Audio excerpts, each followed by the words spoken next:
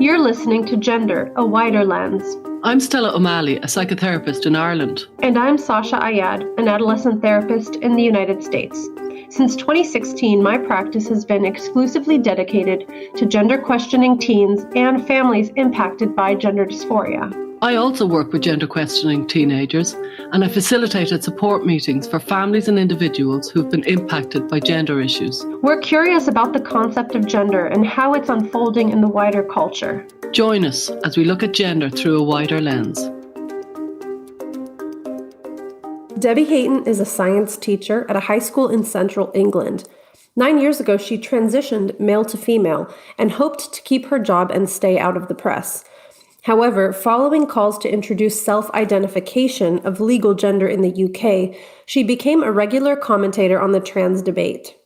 Debbie opposes self-identification and supports women who defend their sex-based rights. As a scientist, her views are rooted in reality. In 2019, she wore a t-shirt that declares, "Trans women are men, get over it," causing outrage. Debbie is married with 3 children. In our conversation, we discussed Debbie's appearance in Stella's film, Trans Kids, and the reaction from audiences. Debbie also tells us about how autogynephilia and sexuality played a role in her desire to transition, which she describes as a compulsion.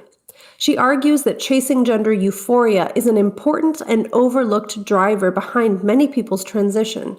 And she tells us about 3 factors that led her to become completely disillusioned with the theory of gender identity. Here's our conversation with Debbie. Hi, Sasha. Hi, Stella. How are you today? I am great. The clocks have turned back and it's turned wintry and autumnal in Ireland, finally. We have a special guest on today, Dr. Debbie Hayton. Is that right, Debbie? That's right, yes. And anybody who knows me in this world will know that I met Debbie first in the film I did for Channel 4 in 2018, which was called Trans Kids. And I am very happy that we are getting to meet Debbie in this context because it's a few years later and I feel that there's been a huge amount of said since me and you first met, Debbie, especially about that film and how you were shot and how so many people have commented on it. And I've often thought many people had it wrong. Many people slightly misinterpreted how it emerged. I think it was a good insight into your life, and I think we provided a lot of time for your wife Stephanie to speak, and she was brilliant and she was very insightful. And I remember you emailed me personally afterwards and you thanked me for giving space to Stephanie because often you said to me the wives don't get much voice, and you appreciated it, that we had very much centred Stephanie, and I was very intent on doing that. So I remember when we did the film Trans Kids, It's Time to Talk for Channel 4 and we met you, Debbie, it was really important for you and for your family that Stephanie got some space to talk, your wife Stephanie, and that we made sure to centre it as a family experience as opposed to just your experience. And there was a huge amount of outcry really after the film was released, and an awful lot of people, I believe, misinterpreted what had actually happened. I do think transitioning in a family, especially with children, is very, very, very difficult experience for the family. And I think it needs to be acknowledged and raised, and awareness needs to be for it. But for our film, I really thought that this was being acknowledged and there was honesty. And I feel people kind of almost turned on you as if you were the villain of the tale rather than you were saying, I'm not sure if this was a great idea for my family and here's their side. Let them speak. None of us are perfect, and perhaps I didn't make the most considerate decisions for them, but I did what I could at the time. Would that be in and around where you were at, Debbie? Yeah, because it's around 3 years ago the film was shown, but we recorded it even earlier, didn't we? Yeah. And my thinking has moved on since then. But even then, I was conscious of the fact that this was a very selfish thing which I'd done, and we'd then spent the next 5 years, 6 years at that point, working through it. I thought that the piece of film, it's about 4 minutes long, was excellent. I remember when the director sent it to us to be checked. I think he was concerned that we might be. We might say you can't show this, but we were really pleased with what he managed to do and put together, and to try and get across the impact on the family, because you don't tend to see that, and you don't see enough of that. And where we'd been coming from was almost on one side there were these pictures where it was all, sweetness and light, rainbows and glitter, and transitioning was the best thing to land on the family. And that we've seen that. And then there's also been, I appreciate that some people have had really dreadful experiences of this, and it's all been negative. But we were trying to put across something where this was dreadful, but we tried to work it through together. And I don't see a lot of that. One thing I do want to raise is that when a film is shot, that it's shot out of sequence. So they might do an image of somebody with a very sad face, and there might be a voice speaking, and that's not necessarily when that person is making that very sad face. So an awful lot of mileage was made out of the fact when you said something in Stephanie's face. And I'm like, well, if anybody knew anything about filmmaking, they'd realise that was out of sequence. At one point somebody's talking, at another point somebody's filming, and it's not necessarily, it's put together. It's, and it's not that it's deceptive, because the message is certainly, it can definitely be deceptive sometimes. I don't think our film was, but it's certainly created and curated. And I think people making a huge amount of points on somebody's face when somebody said something isn't quite understanding what's going on when a film is being made. I think there was one point where you asked a specific question, and then the camera zoomed in on Stephanie in some, as if to say, how on earth did the camera person know exactly to zoom in at that place? No, that shot was filmed probably an hour ago or an hour afterwards. And that's what happens. But as you say, it's trying to get across a message rather than saying this is as was shot at the time, and it wasn't. And what it was, the message is how is it for a family when there's a late transition? And could you kind of maybe give us the background, the quick kind of summary of how you got to a place that you were in and around 44 years old with a wife and 3 children, and you thought you'd transition? Could you give us a whistle-stop sure, tour? Right. Yeah. The big question which you always want to know is why did this chronic condition, this dissatisfaction with my sex, dissatisfaction with my body, why did it suddenly become acute when I was 44? What on earth happened that this thing in the background that I was managing and managed pretty well for years suddenly became an issue? And it was the fact that other people were doing it. And I've said elsewhere that the availability of the treatment demands the need for it, demands the availability of the treatment fuels the demand for it. So that if the treatment wasn't available, I wouldn't have. Sorry, it's like build it and they'll come. Yeah, it is. Without it, well, what do? You just get on with life. It's the promise that here you can change sex, you can be the other sex.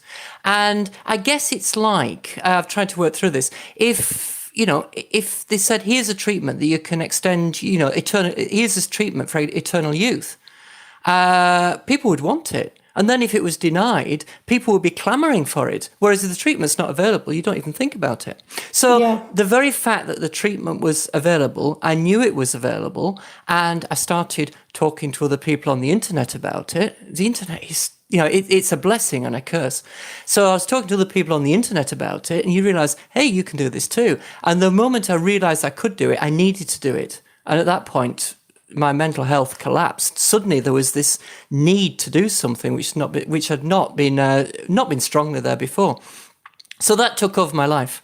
I became self-absorbed, self-interested, focused purely on self, and I can think back to that time. In some ways, I was aware to some degree of what I was doing, but really, it's you can only be so aware of what's happening at that time. But it became a thing I had to do, and suddenly everything revolved around this transition. And Stephanie was there trying to trying to slow things down, I guess, so that it was at least manageable. And we've said since that, it wasn't that I was going twice as fast and she was going half as fast. It was that I wanted to go 10 times faster and she wanted to go at least 10 times slower. And whenever a decision was made, I then rushed on to the next one, and I rushed on to the next one. And this date for transition, this magical thing called transition, just kept coming further, closer and closer and closer, and kept coming forwards. May I ask a question in general? Would you say that tendency to latch onto a solution and pursue it relentlessly, do you think that's been part of your personality? For example, were there other situations where, you see something that you really want, a dishwasher, a car, a wife, and you just get really fixated on having that thing or that person or that object? Is that a personality thing, or do you think this was specific to the desire to transition? I think the desire for transition is fueled by the availability and the need for it, and the fact you can make it work. But yes, I am the sort of person who makes a strategy and a campaign out of things. And even my transition, I'd worked out exactly what was going to happen and when. I had my I didn't actually have a Gantt chart with all the dates and times on it, but I had, I'd sorted out the itinerary. I am the person who will sort out itineraries in detail. I like that sort of thing. So that there is personality there, but it's not just personality. Yeah. Could I ask, you have spoke before about how when you had a counsellor around about that time, the counsellor put a chair in front of one door and said, that's transitioning. Can we explore all the other options first? And I thought that was a very impressive technique, and I've mentioned it since. And now I often think I get the sense from you that you think, I wonder, could I have been stopped? I wonder, were there other options? I wonder, should I have transitioned? I think those type of things come up. Was there any therapy or experience that could have made you pull back?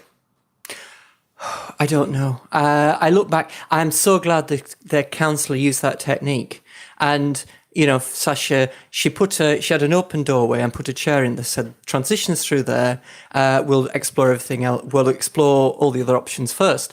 So it felt like months we were having counselling sessions with a chair in the door. I think it was 2 weeks. How long had you known her before she did that? Because that's a technique that I imagine could really alienate the wrong kind of client. And obviously you were willing, so it worked out. I was happy to go along with this. So I had about 20 sessions altogether. So it's probably quite early on in this. Mm-hmm. And but the chair was there. And I actually remember getting out of my chair and walking over and moving the chair and then sitting back down again. And then we started talking about we started talking about transition. And I spoke to her later on and about that chair. Remember when we had that chair there? And she said she wasn't going to move that chair. I had to move that chair. That chair was going to stay there as far as she was concerned. And that helps me now because looking back, I can remember, you can remember how you were feeling, not what you were thinking, but you were feeling when I got up and moved that chair. And that's how strong it was. And I need that now because, you move on in your emotions. And I look back and thinking, did I really need to do that? And if I'd just been, if I'd gone into somebody who just sat down and said, oh, this is brilliant, Debbie, you can transition. And it's very easy. All you've got to do is this. I can write the paperwork out for you. I can make a recommendation for hormone therapy. Very easy. I'd be here thinking, well, what was all that about? And did I really need to put everybody through this? And that's what worries me about affirmation. I think it has to be a challenge. You have to show to yourself and your future self that this is something you need to do. So yeah, I grabbed that chair and then we talked about transition. And previous, when you were a kid, did you want to be a woman? What age were you, and did you suppress it, or was it just, like you say it was lit by the internet? What was pre-internet days? Oh, it was there from my earliest memories, 2, 3, 4 years old, that there was an issue here. And it came from clothing, clothing which, because 3-year-old girls and 3-year-old boys wear different stuff, and I wanted to wear the clothes that 3-year-old girls were wearing. And I couldn't understand it. I didn't know why. And this was, this was very important to me at the time. So why that was actually happening, I had no clue at the time, but it was something that you could live with. You were growing up, you were learning about other things, and it was able to put to one side and not think about too much. But it never went away. It wasn't something which you could put to one side, and it was parceled up. We talked about shame, and shame is a powerful emotion that you can use to control such things, and I did. I was deeply ashamed. This wish to wear girls' clothes was something that 5, 6, 7-year-old boys are deeply ashamed about. You didn't talk to anybody, for goodness sake. But it's how I coped. Did your family know, or did anybody know that you were wanting to wear girls' clothes at that age? No, I was very, very careful. You wouldn't tell anybody. The world would fall apart if anybody ever found that out. When I got to be a teenager, I did buy things when I was a teenager, and I used to go to another town in case I bumped into anybody in town. So the nearby town, I wouldn't have gone to the women's department there, but did. I'd travel 20 miles and shop there.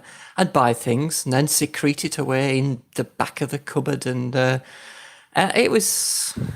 It sounds so isolating. I mean, it sounds like a lonely place to have this secret that is obviously such a compulsion. It's a powerful feeling, and it's also completely hidden from everybody. I mean, I think people on the outside who don't have this experience can easily forget how challenging and lonely that probably feels, to be so ashamed of something that you don't know what else to do about. Yeah, and I'd buy clothes and get a collection, and then perhaps every period of time, I'd think enough of this, and I'd take them to the tip, dump them, and move on and say never again, and it always came back. And so you go through those cycles. But shame, guilt, and fear are the ways of controlling it. We need a better way, but what is the better way? Yeah, $1 million question, which we will answer at the end of the show. But did you term yourself a transvestite at that point? Well, no, because I didn't really. I'd collect these clothes and never wear them. But it was a security blanket, plus security blanket there. So I'd never been out the house dressed as in female clothes ever. But when you discovered the concept of a transvestite, did you think, oh, that's where I? Well, no. I had no. I didn't really. It was the way it was over sexualized. That really wasn't where I wanted to be. It was, looking at images of, when you read about transvestites in the, in the Sunday tabloids, the stories that we used to get in the 80s. You remember that, Stella? You'd look at that and think, that's not me. I just had no interest in that line. So, I wouldn't have classed myself as transvestite because I didn't go outside wearing women's clothes. In fact, the first time I ever did it, I'd been to the gender clinic first and told the gender clinic I was going to transition. He was my timeline. And they said, have you been out the house yet? I said, oh no, that comes next week. So, that was, that's where I was. And I wonder, you described autogynephilia as a sexuality, am I right? Yeah. Could you explain your understanding of autogynephilia and how you see it as a sexuality? Well, sexual orientation can be towards females or males. So I'm gynephilic. I'm attracted to females. I've not got a lot of interest in men really. So I'm gynephilic, but it's only now I've properly understood what's happening there, in that men can be attracted to any part of the female body. And if men don't talk about this much, but sometimes a few beers and you can eke it out of them. But men will be attracted to various parts of female bodies, and they'll be attracted to different women. Men can be attracted to anything. And what I understand about autogynephilia is it's an attraction to our own bodies. Our own body becomes the focus of our sexual interest. And in some cases, it can be total. But in many cases, it competes. In some ways that men can compete with, their sexual interest can compete with different women. Middle-aged men go off and have an affair because their sexual focus goes on another woman. And then they can, so it can flip. Now, in this case, the sexual focus is our own bodies. And what's interesting about the middle-aged men and the affairs is if you're looking for a parallel or an analogy to this middle-aged transition, it's having an affair. But you're having an affair with yourself, basically. You are the other woman. With yourself as a woman.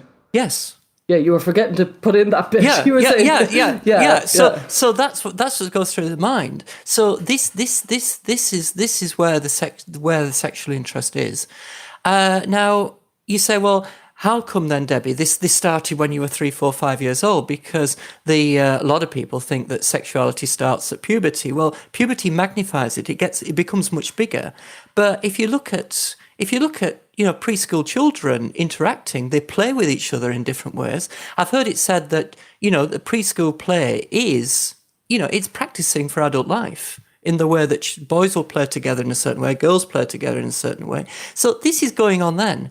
And how I remember back to when I was 3, 4, 5 is, the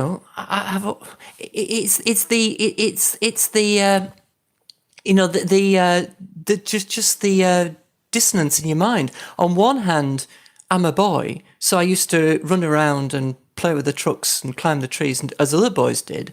But on the other hand, my interest was different, and I also wanted to be a girl, and that didn't make any sense at the time. And even when I transitioned, I didn't understand it. I thought I was transitioning because I was a woman. I was some sort of woman because I had a gender identity which was forcing me into this. I lapped up the ideology totally. Mm-hmm. Sorry. So in terms of timeline, because of course now you're talking about different ways you've found to explain your gender issues, your sexuality, you're talking about AGP. You also mentioned that when you discovered transition, you just got really obsessed with it. So without going into too much detail, can you just set us up with a timeline? Like you had these feelings from 3 or 4, very, very young. What did you encounter first? Was that the internet explaining that some people are transitioning? And then when did you learn about AGP as a concept? Right. I learnt, I knew that people transitioned from when I was at primary school. Because it appeared in the newspapers and it appeared in the in women's magazines often, even in the 1970s. And I looked at it and thought this was something unachievable. People like me didn't do this. So that's what kept it in its place. And you read about it. I knew that people transitioned. I knew that, I knew that April Ashley had transitioned. I knew that, that all these other people had transitioned. But it wasn't something that I could do. The problem came with the internet. And it's when you start talking to other people.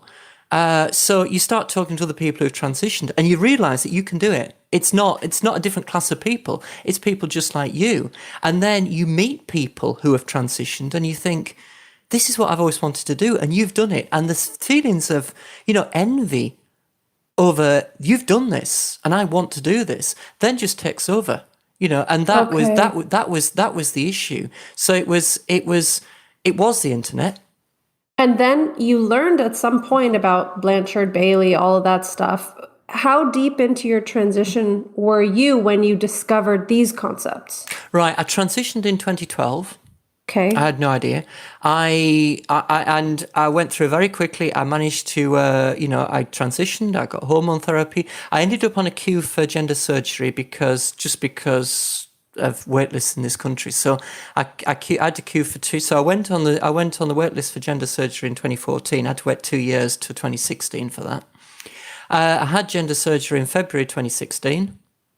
And then it was the following summer that it was the summer of 2016 that I realised that that there was something more to this than what I'd been led to believe. So you hadn't heard of the concept of autogynephilia right up 2012, right through to 2016. Nobody even said this word.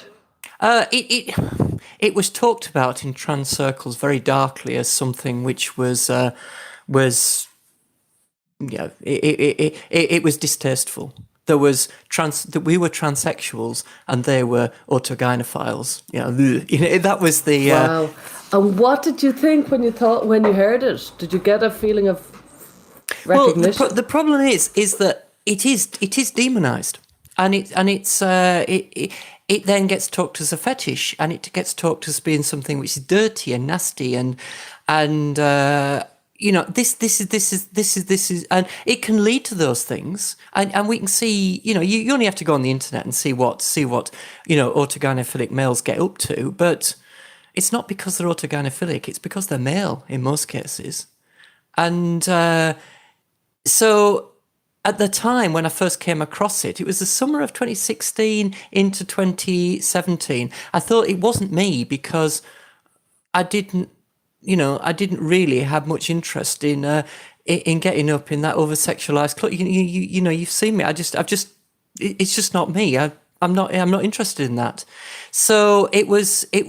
I was confused because, like lots of people are confused, I was looking at the outworkings of autogynephilia rather than looking at autogynephilia itself, which is, a sexual attraction to self. And if you don't understand what's going on, you haven't got the words to actually describe that. And it can, as I say, it can lead to all sorts of outworkings. And it's not, as I say, it's not because the autogynephilic people you see on the internet with the very, very sexualized view of womanhood, of women, and they said that's what autogynephiles are like. I'd actually say no, that's what men are like. And what you're seeing there is you're getting a window into male sexuality that usually you don't see it because it stays. Men might have these images of how they'd like their women to dress or present themselves, but the moment they start, there's a woman there who can put some sense and say, "We're not doing that." But when the focus is yourself, then it's like short-circuiting a battery. Then, usually in the sexual dynamic of the male sexuality, of male sexuality, the dynamic there, the male is the I'm a physicist, is the cell in the circuit or the battery in the circuit, and the woman is the load in the circuit which offers some resistance. Whereas in autogynephilia, what you do is you just short circuit the battery, and then you end up with all sorts of interesting and effects which can become quite astonishing at times. So the only barrier to allowing your sexual imagination to run wild is a barrier you're willing to set for yourself, which really blows the lid off for some individuals. And when you're talking about some of these people that you see on the internet, I don't know if this is true because, of course, I can't be certain, but it also seems like there are some seriously porn-fueled versions of this, which I'm sure some of it is the interplay of just whatever typically male sexuality looks like, and then also binging oneself on certain kinds of materials perhaps really exacerbates that or keeps kind of upping the novelty, right? Because to some degree, male sexuality thrives on novelty. So do you feel like some of these individuals online are expressing that as well, beyond just like, oh, this is just typical male sexuality run amok when it's paired with autogynephilia? Do you think that there's some other influences playing a part too? I'm not sure that autogynephilia is special. I think there's nothing to control it. The male sexual drive is so powerful. It's one of the most powerful forces that my half of the species knows, and it has to be controlled. Society has to control this, and and you're right. There's always the need for novelty to push things further, and and to raise things to a new height. And porn is just so available, and the problem for the individual who's using it then gets caught, as far as I see, in this feedback loop of always needing more. I talk about did I really need to transition, and what's actually freed me from that was the fact that yes, within 6 months my hormone regime had changed, and I didn't have that again. If I hadn't transitioned and I hadn't had I hadn't had my hormones changed, and I'd still been living on the testosterone I was living on, heaven knows where I would have been. And this is when I look at others who perhaps haven't been as fortunate to have the medical input as me, then you think, yeah, I can see where this happens. And it's that ever increasing need and compulsion for more. So there's something about and I've heard this before, of course, from males who transition to female, that for some of them, changing the chemical levels, hormonal levels in the body actually quells the impulse that was initially bringing them to transition. So it almost seems like a way to escape this very overwhelming, powerful force of your sexuality. And also, I can imagine there might be a feeling of like dissatisfaction or disappointment in that because the driving force is now diminished. I wonder if you can speak to your experience of that. Yeah, hormone therapy did diminish my sexual drive, but it didn't go away. It's still there, and it's exactly in direction. It's exactly the same as it was. It's just not as intense, and it doesn't control me as it did before I transitioned. So yes, there was definitely the need to transition, and the hormone therapy helped just quell that. I've never, at the time I was happy when I transitioned. I said it was 4 years later. I went willingly to that operating theatre. They make you walk in the UK because it saves money, you see. So, and actually, because you're fit and healthy going into this operating theatre, so they don't come with a trolley to wheel you there. In the US, the second you walk into a hospital, you get morphine you laying down. No, they make you walk all the way to the anaesthetic room, all the way to the anaesthetic room, and they make you walk because it says, do you really want to do this? And they say, sit down here. And he was there with the morphine, and he said, are you sure you want to do this? I said, yes. I wonder how many people have said no at that point, because I've heard a couple of people say that. What are your thoughts now about that? Was there? Did you have other options, or? I really don't know, Stella. I look back and think, did I really need to do this? Did I? But actually, the surgery gave me a lot of freedom. I've always been a bit contrary, and I'm not the sort of person who can go with a program. No, I don't do that. And I was always a bit worried from 2012 to 2016. I was always a bit worried that I would deviate so far from the program that the gender clinic would say, no, you're not taking this seriously, Debbie, so we're going to take the hormones away and you can basically carry on with life. That's what I worried. I don't think they would have done that. Whereas the moment I woke up from that surgery, you think, well, they can't touch me now. I can do what I like now. So that was actually liberating, was that. But whether it was necessary, I keep going back to it. It helped, and it helped a lot, but was there a better way? We hope you're enjoying this episode of our podcast. We work very hard to maintain high-quality content for this show. We're grateful to Rhyme and GenSpect for sponsoring us. Rhyme, or Rethink Identity Medicine Ethics, is a non-profit organisation dedicated to improving long-term care for gender-variant individuals. Visit rethinkime.org to learn more. GenSpect is an international alliance of parents and professional groups whose aim is to advocate for parents of gender-questioning children and young people. Now, back to the show. I get really interested in whether or not having a name for what we're experiencing is a helpful starting point for people. And I find it really interesting that you never even heard of the way gender dysphoria or autogynephilia manifests in some male people. And I get curious about, had you stumbled upon that information before, would it have been, something that shifts the trajectory of what you felt you needed to do or how you managed your feelings? Hindsight is really ridiculous. We're very bad at predicting what we would have done. So this is almost like a throwaway, but I'm just curious, do you think about that? Like, what if I had known there's this thing called autogynephilia? What if I had regarded it with more curiosity rather than dismissal or disgust? Like, how would I have dealt with all of this? I do wonder.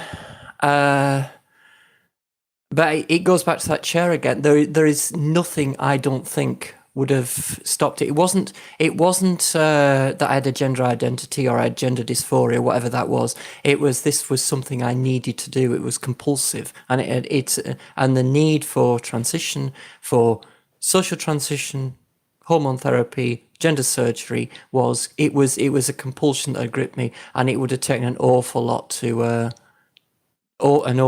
to release me from that. And I think what you've just said is key. I wonder, like, is that where the public awareness needs to land, that we can feel compulsively towards our gender? And what we do with that, I don't know, but like it could deepen our understanding of our feelings around gender, that some people seem to feel in a very compulsive way about it. And when somebody's compulsed, it's nobody's stopping you. It's a very different place you kind of go into. Now, you do say it helped, and I've heard you talk about it, and I talk about it as well. We talk about gender dysphoria, but let's talk about gender euphoria, and also the pink mist, as you eloquently put it. Tell me what your thoughts are on this, because I think this isn't given half enough space. Yeah, we talk a lot about gender dysphoria, but gender euphoria is a bigger problem, and it comes from the feelings that you can transition, and that gives a strong sense of euphoria. And the problem is not so much it's the low. Gender dysphoria is the coming down from that, but it's the euphoria that takes you up there, where you then come down from. So yes, it was. The first time when I realised that I could transition, that was euphoric. Then sorting out my timelines and my charts and things, that just fed into all aspects of my personality there. That I enjoyed that. Going out, trying to pass as a woman, that was a strong sense of euphoria there. And I told the gender clinic that it was next week, and I did. I went out next week, and then I came down from it. And coming down from that, so spending time presenting as a woman, thinking, yes, I can do this, and then coming down from it was just horrid. So it's the coming downs the whole time. So it's the euphoria which is, I think, is the bigger problem, and it gives you it puts you in a totally unrealistic position. You're on this real high, and people around you really they couldn't care. They've got everything else to worry about. So suddenly you're on this high, this euphoria, and nobody else cares apart from other trans people who are also going through it. So you then get a sense of community there with people you understand, and then you get a feedback from each other, and then, as I say, and then there is no stopping you at that point. And yes, the pink mist, as you talked about, that's a terminology from the that came from the trans community. That the pink mist, once the pink mist descends, my God, you're lost without a trace. It's like a drug. I mean, you're obviously talking about something that sounds analogous to being in an altered state of mind, something that you're feeling powerfully, nobody else is aware of, only people who are also equally high get it. And the coming down is like a crashing down, that you just have to keep chasing that high. Yeah, it is. The release of hormones in the brain is just it's huge. It's massive. And that's... Are you talking about synthetic hormones or just the high? No. What you brain? This was before I ever took any synthetic hormones. This is your natural high. This is natural. Yeah. Meaning when you're passing, you get a rush. Is what you're saying. Because you can do this. And this has been something you really wanted to do for 30, 40 years, and now you're doing it. You're really here. Yeah. You've only just gone and done it, haven't you? And the chemicals that releases in the brain is huge, and it creates a demand for more. I'm thinking, so there's this, and I'm sure listeners will really relate that, the person is on their gender euphoric pink mist high, and you can't even talk to somebody who's on that. They're like, get out of my way, I'm living my best life, loser. And the family and friends are just like, what is going on? And as you said before, you're going at 1,000 miles per hour. Everybody else is just walking.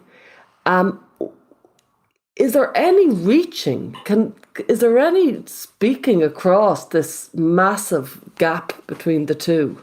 There wasn't in my experience. Whether there could be or not, I don't know. I often will talk to parents about this, and they'll say, we tried to warn so-and-so that in 15 years they might have a 3% elevated chance of something. And I'm like, good luck. I mean, that is going to impact that child 0%, because the feelings are so powerful. And of course, I think the type of experience you're talking about here, Debbie, is probably very different from some of the ROGD girls, for example. But I think in some cases, people fail to understand how powerful the desire to pass and transition can be. Yeah, I think AGP males are very different to ROGD girls, and to try and conflate the two is just unhelpful, and people do, but it's wrong. But in the same way, they're both compulsions, and they're both driven by they're both externally driven by society. ROGD girls and also AGP males. It's because my experience was I transitioned when others were doing it, and I wanted to do that too. And that there is an analogy with the ROGD girls. Mm-hmm.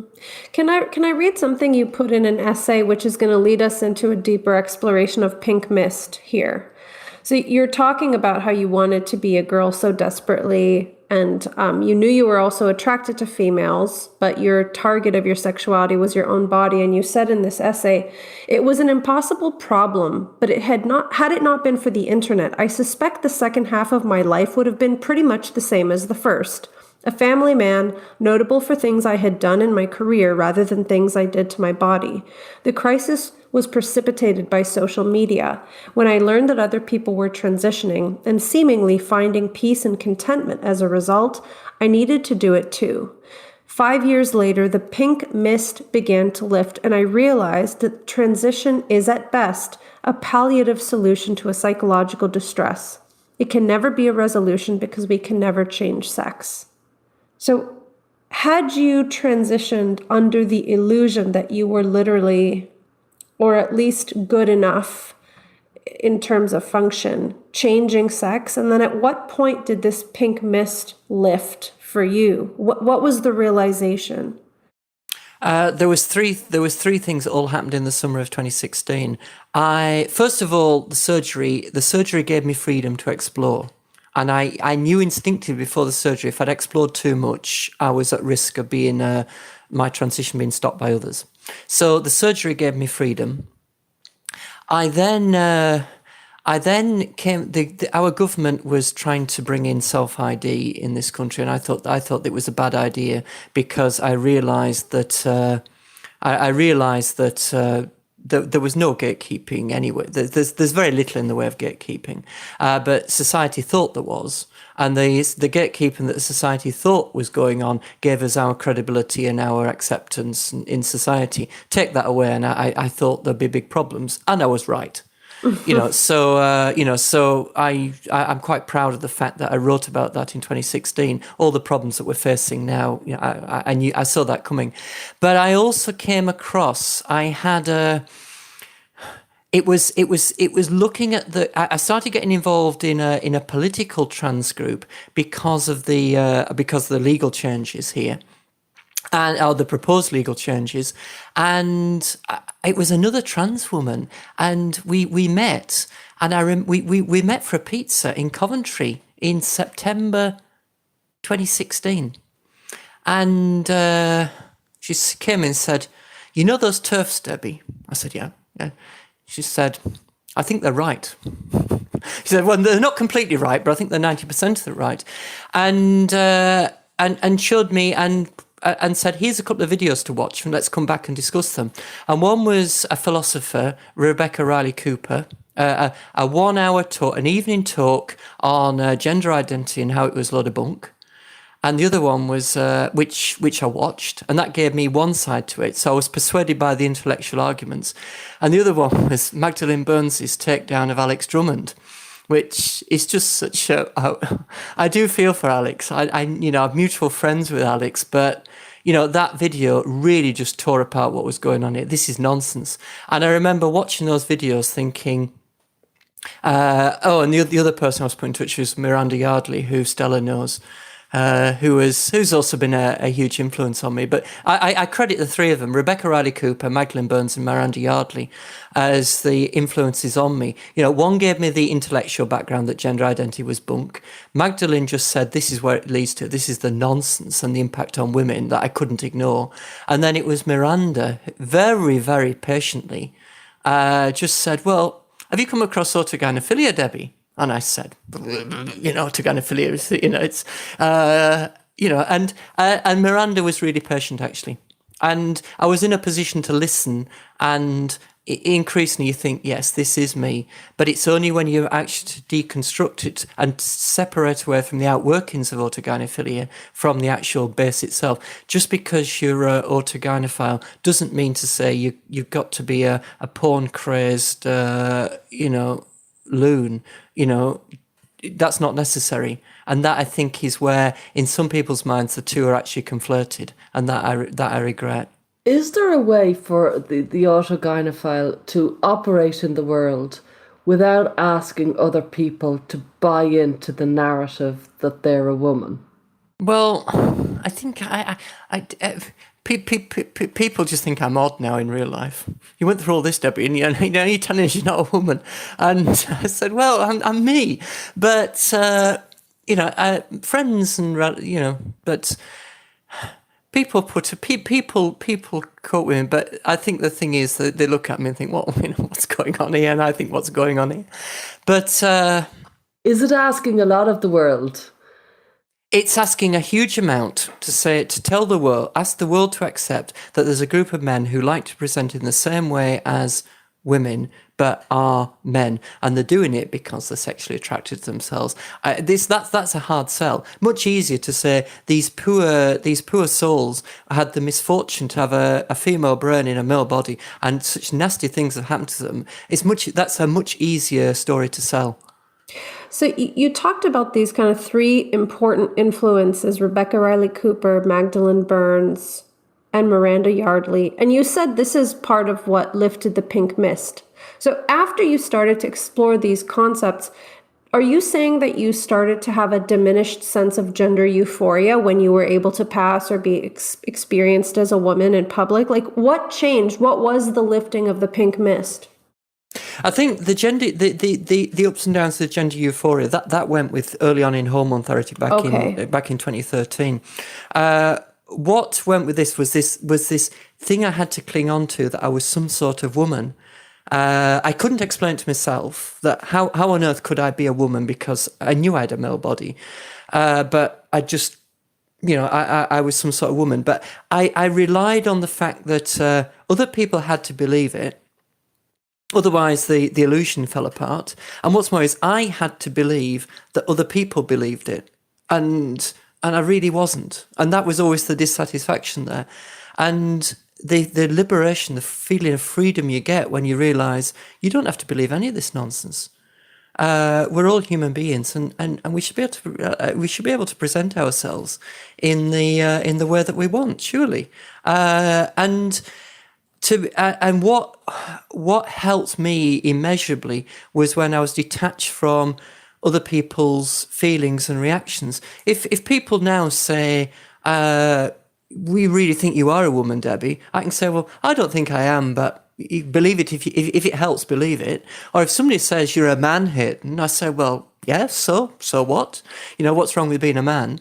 And other people's reactions, other people's feelings no longer have any hold over me. And that was what the they think what they like. Why should I? As long as they don't, as long as I feel safe and I don't feel intimidated and I don't feel harassed, why should it bother me what other people think?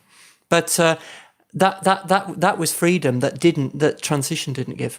The way I'm hearing you is that when you were compulsively intent on transitioning, you weren't free to hear anything.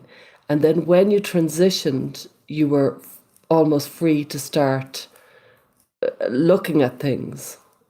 Is that right? Yeah, and it was a surgery. There's always before then a feeling that if you start looking at this too deep and you start coming up with different ideas, things might get taken away from you. And I didn't want anything to be taken away from me. So it was a feeling of denial. It's like, don't take my solution away from me. Give me my solution. Whereas once you've had that surgery, there's bits that go in the incinerator that can't be stuck back on, if you see what I mean. They can't go rummage around the bin and find so they can't do that. And what's done is done. It's a one-way process. Debbie, I've been really trying to think about, when you look at the history of transgender medicine in general, I feel like there's never really been a way to encourage people to transition from a very conscious place. I think part of what your therapist did well is she gave you the opportunity to slow down and be really conscious about the choices you were making. And one of the things I pick up on when I talk to people who have transitioned and are doing generally pretty well is that they're comfortable with the fact that they do exist in this kind of third space. And I think personality-wise, that means the individual has to be willing to be not really a conformist. And I think when people are seeking transition because they want to perfectly conform to one box or another, that's when the serious disappointment and perhaps even suicidality sits in, because we know that for some individuals who transition decades later, there's really serious complications. So, Stella asked this really great question about, like, how can somebody with this autogynephilic experience be more conscientious, more mindful? How can they figure out how to help themselves in a way that doesn't force or impose their beliefs on everyone else? And I think part of what you said is not being so subject to what other people think of you, like having this independence of mind. Do you think that that's something you worked on explicitly? Do you think that's just part of your character traits? And like, how can we foster that in individuals who are maybe having a similar experience? The problem is at the point of transition, when somebody thinks they're going to transition, it's very difficult. They're not in a rational position. I wasn't in a rational position, and I've always prided myself as being the most rational, scientific, logical thinker around. When I was growing up, if I couldn't be a woman, I wanted to be Mr. Spock. I wanted to be I wanted to be rational in that way, and even I was totally overcome by this, to the point when I was operating irrationally. I couldn't be reasoned with. I couldn't reason with myself. I was just operating on chasing emotional highs the whole time. So to say, is there something we can do to help these people? It's difficult. But I come back to the thing that triggered it was the availability of treatment. And this is I've been accused of wanting to pull up the ladder behind me. You've got everything you want, and there's people who are struggling to transition now, and in the UK the wait lists are now years. Treatment which I accessed within 4 months is now years wait lists, and people then say, well, you're pulling up the ladder behind you, Debbie, and we want this as well.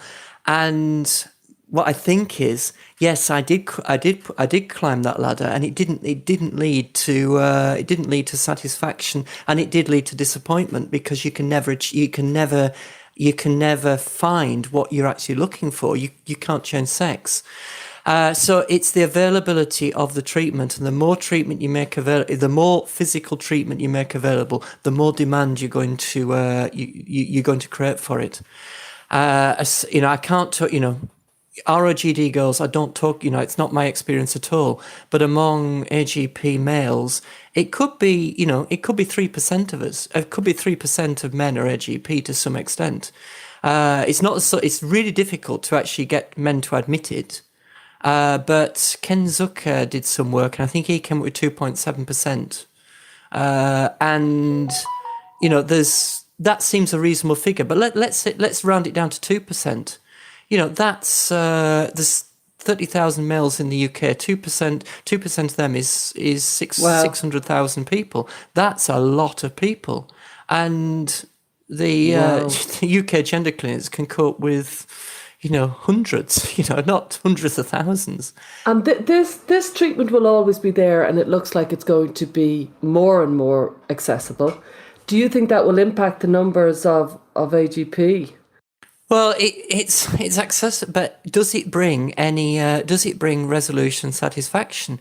I look at other people who have transitioned, and they don't seem to be very happy about it. They just seem to keep moaning. Everybody's out to get them. The horrible women that won't accept them. Life just seems miserable. And I'm thinking, well, I don't share that. I quite enjoy life, and as I say to people, I say, you've got this philosophy that you're a woman and everybody's got to believe that you're miserable. I've got this philosophy that says I'm not a woman and take me as you find me, and I'm quite happy in life.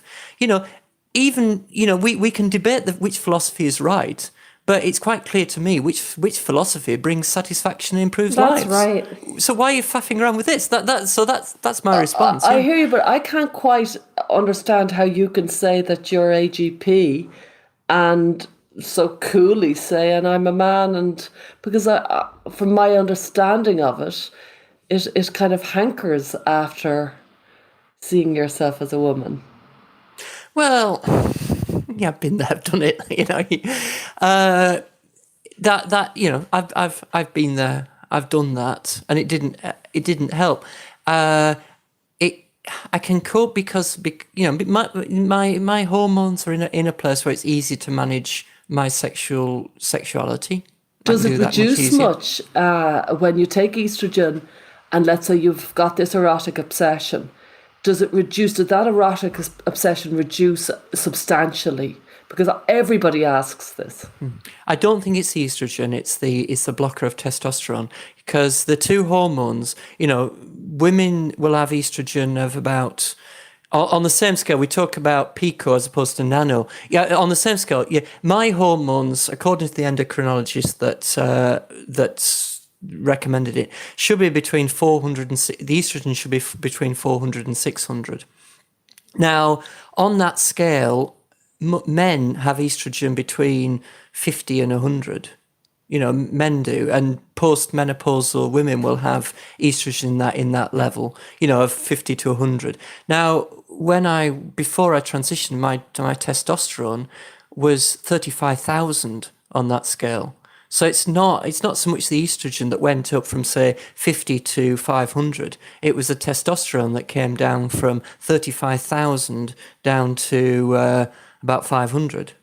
And when I have my bloods done now, my testosterone level and my estrogen levels they're not, they're similar, but they are in women. It's testosterone that fuels sexual drive in both men and women.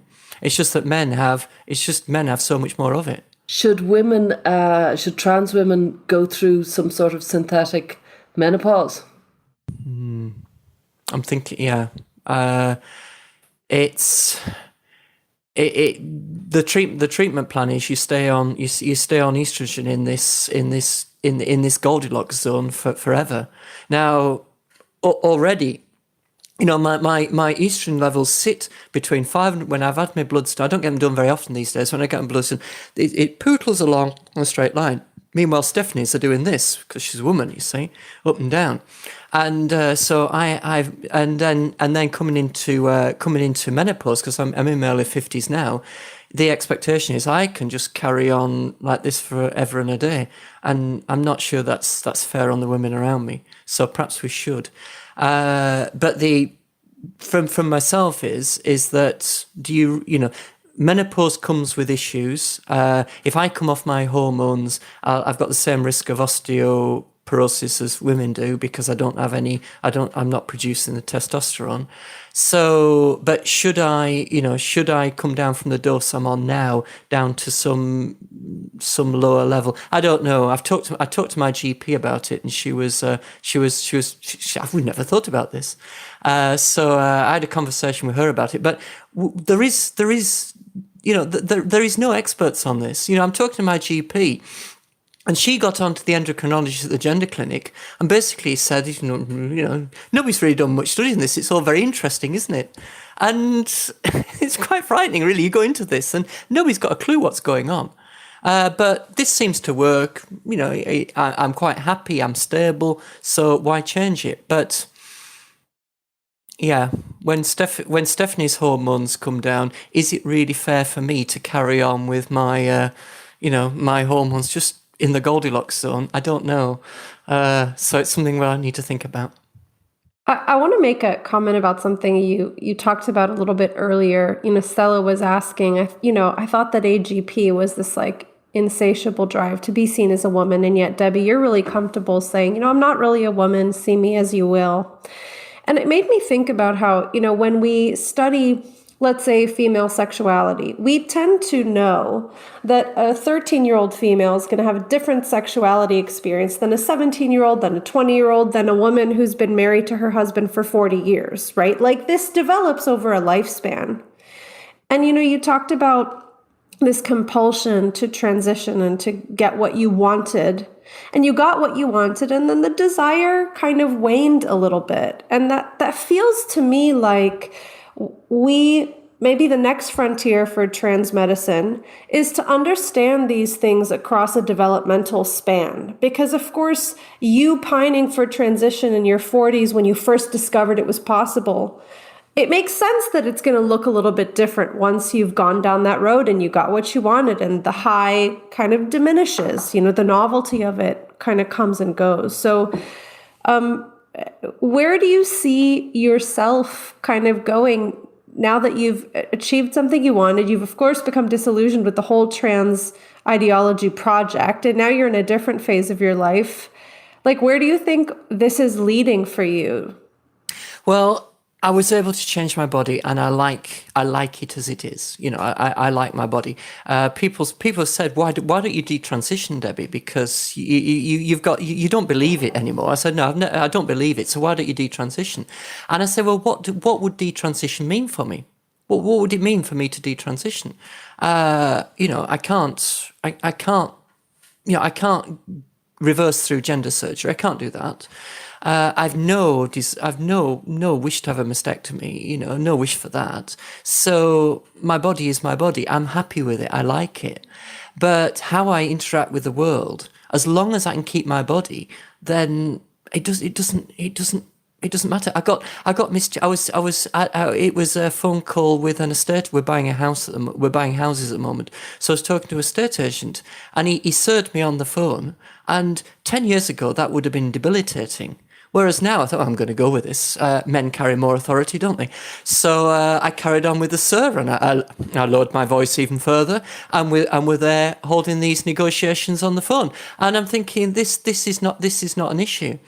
If I take a new job, it is a pain being explain to everybody that yes, I'm Debbie, I'm transsexual, this, that, and the other. If I take a new job, could I cut my hair or tie it back and be David again? I'm beyond. That doesn't bother me at all, as long as you don't wheel me in to have my body changed. Yeah. Can I ask, does it impact? Because I know you're a teacher. Do you think it impacts your students? I can't tell. This is the thing. You see, my students tend to take me for female, instinctively. And, I don't get sirred very often. I do sometimes, it doesn't bother me, but most female teachers do at times.